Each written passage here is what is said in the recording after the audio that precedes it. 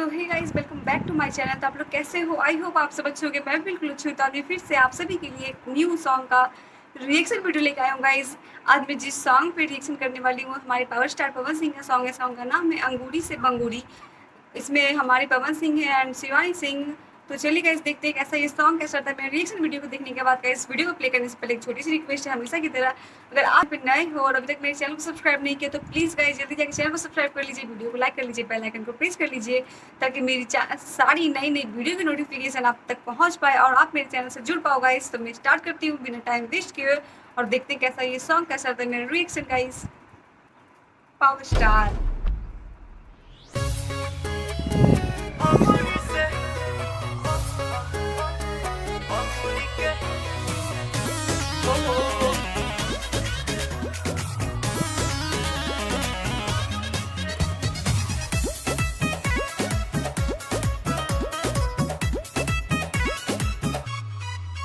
काहे कहो तनी सटल जरूरी बजी जमी छुई बदन अंगूरी बजी।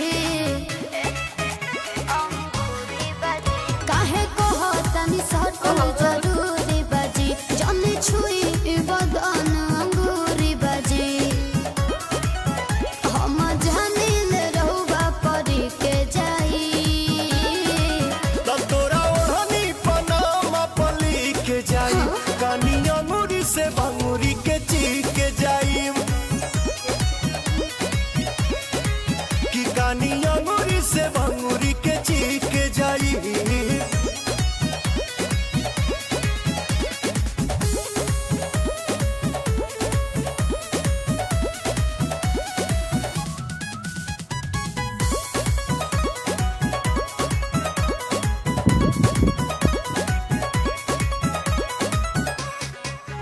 कई बार भइल भेट राउर भरत नइखे पेट खाली गोरी के कटोरी संगे कोई नी पले। आज लागता रुलाल महरी चाहिए गोरी सच ऑयल चाहता नी तेल में फराई ये गोरी।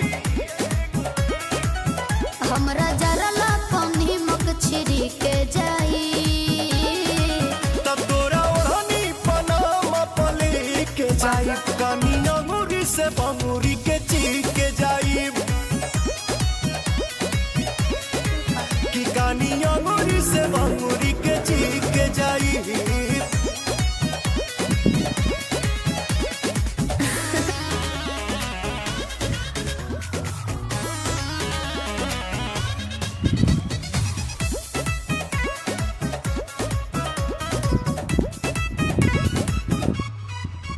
फोटो पर तनी जूम का बराउर हुकुम मलिकार ए कुंवर पखता जुलू।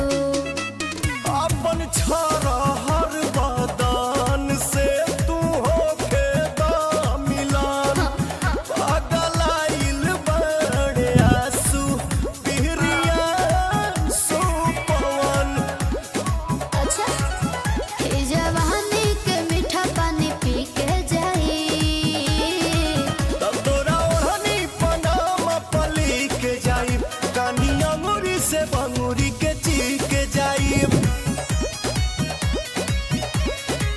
कि कानी अंगूरी से बंगूरी के ची के जाई।